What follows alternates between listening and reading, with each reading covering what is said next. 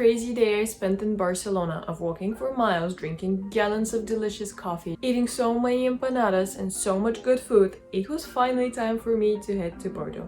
If you missed on that vlog, watch it over here and let's go to today's destination.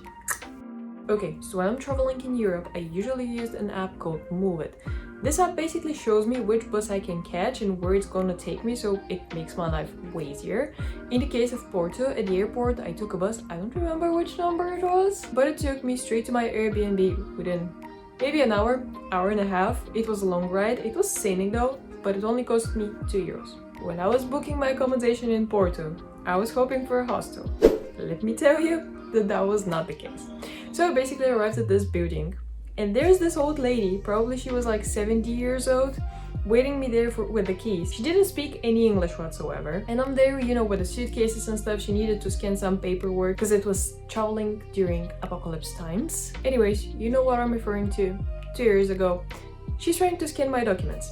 They're apparently in completely another alphabet, Cyrillic in Bulgarian language. She cannot scan it. She gets pretty concerned. She starts kind of yelling, cursing something in Portuguese that I have no clue. Takes me upstairs to my room, which to my surprise, I'm the only guest of the whole house, of the whole building. Kitchen completely off. There was something spoiled in the fridge. The lights were out.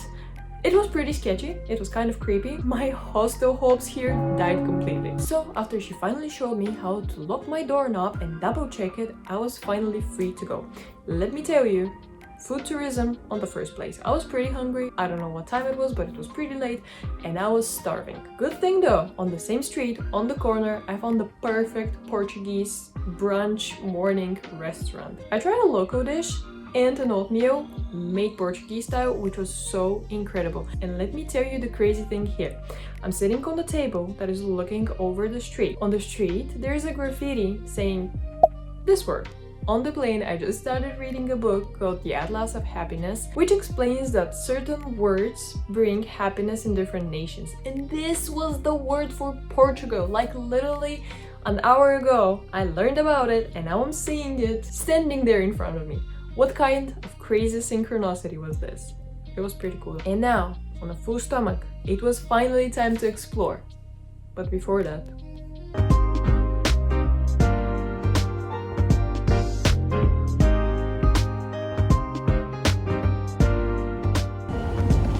this is actually so good. So good. First up.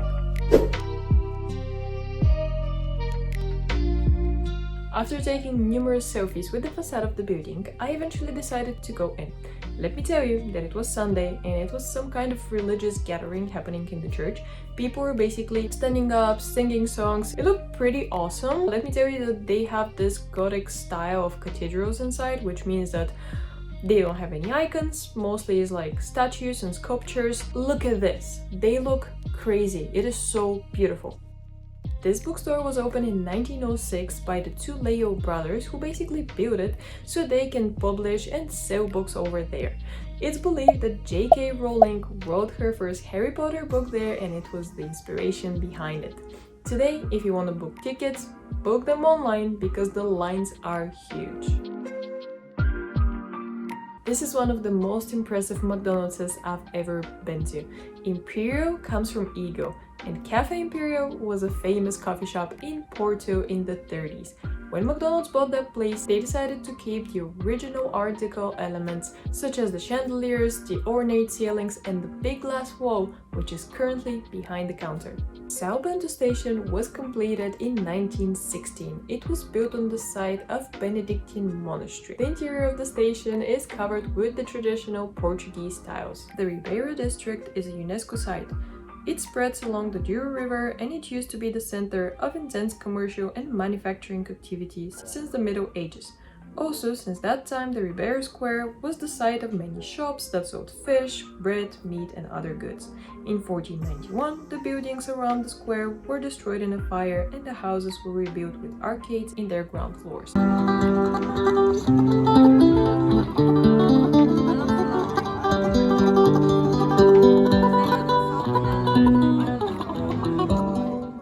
After that, cross the bridge and go to Jardim de Moro. Especially by sunset, there's so many people gathering there, chatting, drinking beers, and it has such an astonishing view over the river and the city, and you're gonna love it. Day 2. After my first pastel de nata, on my first day there, I decided to go to Fábrica de Nata, which is one of the most famous places for these small desserts, which is kind of on the other side of the city. Let's say it was like 40 minutes walk from my Airbnb, but it was so worth it because you can see on the display how they're making the pastries themselves, and you can order them and they're still nice and warm and soft and buttery and After that, I was walking down the street and I saw a building that was saying like cat cat cat cat cat cat everywhere. I decided to take numerous photos, as you can imagine, which 2 other people were doing the same thing, and I decided to approach them, meet and greet them, and see. They were 2 architects, and they pointed me towards a building which is Casa de Música. If you're interested in music or interesting architecture, that is your place. Okay, and now my favorite part. Parque de Serralves. The tickets are about 20 euros and you can spend there 5-6 hours, as much as you want. I delegated the whole afternoon for exploration.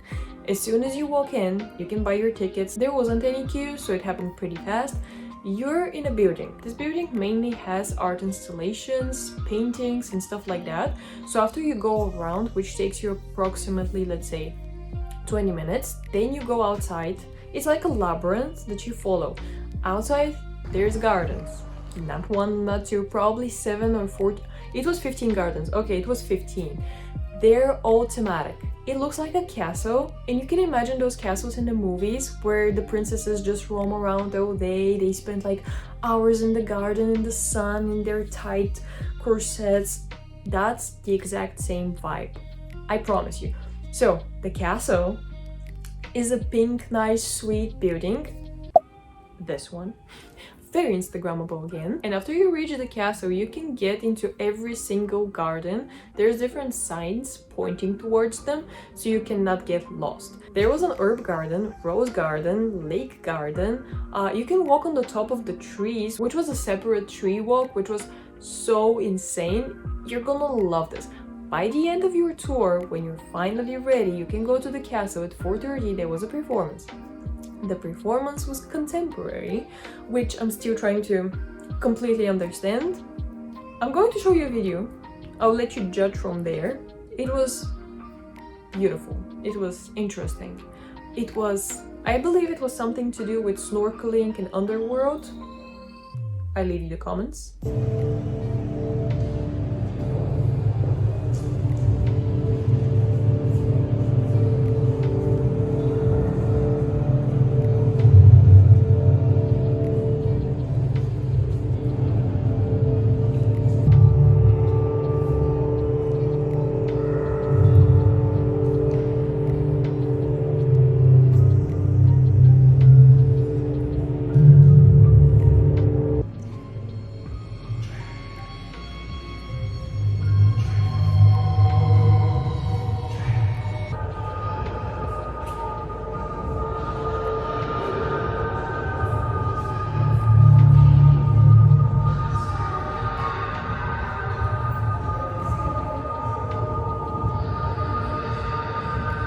After this performance, you have to walk all the way down to another building. The building has the love story of these 2 people, and basically the heart of one of them is still there, preserved in a jar.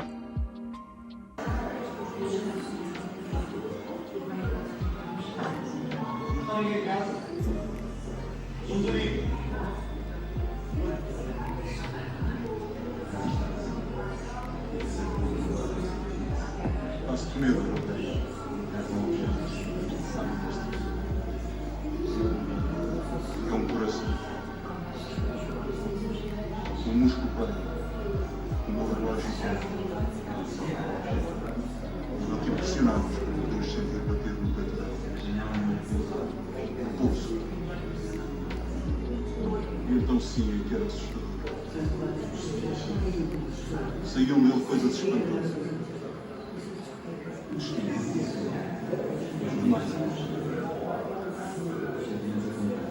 Uma absoluta e vingativa também na sua vida. Até Deus no seu trono se mostrou uma obra magnífica. O Porto, uma canção.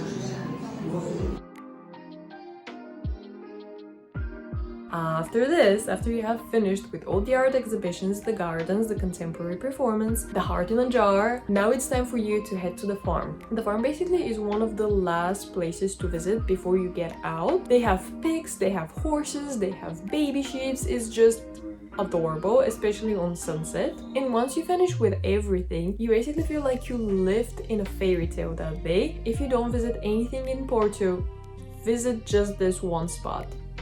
It is amazing.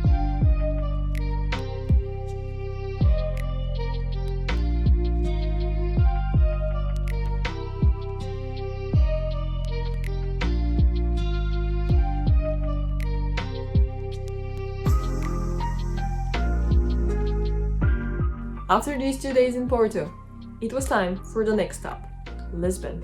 So my next video is going to be in Lisbon. But before that, I took a bus.